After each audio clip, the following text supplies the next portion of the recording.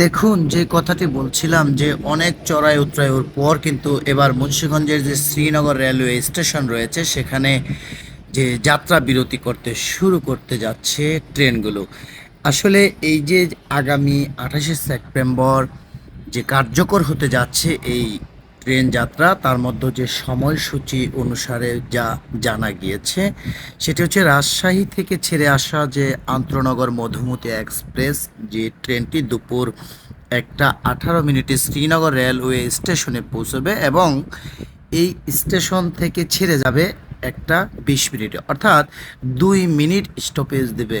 অপরদিকে ঢাকা থেকে ছেড়ে আসা যে ট্রেন বিকেল 3টা 33 মিনিটে শ্রীনগর রেলওয়ে স্টেশনে এসে পৌঁছাবে এবং যাত্রী নিয়ে ট্রেনটি 3টা 35 মিনিটে শ্রীনগর স্টেশন ত্যাগ করবে।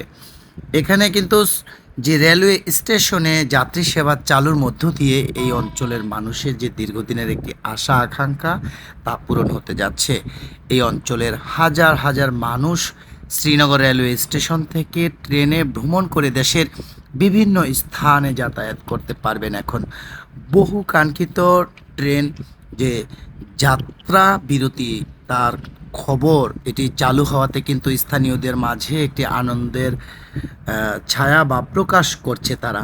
মুন্সিগঞ্জের শ্রীনগর স্টেশনের যে ট্রেনের যাত্রা বিরতি প্রসঙ্গে বাংলাদেশ রেলওয়ে রাজশাহী সহকারী এবং চিফ অপারেটিং যে সুপারিনটেন্ডেন্ট জেনারেল ম্যানেজার, যিনি নাকি পশ্চিমের অর্থাৎ আব্দুল আওয়াল, যে স্বাক্ষরিত একটি চিঠিতে 28শে সেপ্টেম্বর রেলওয়ে স্টেশনের ট্রেন সার্ভিসের চালুর সংশ্লিষ্ট সকলকে যে প্রয়োজনীয়তা ব্যবস্থার গ্রহণের জন্য বলা হয়েছে।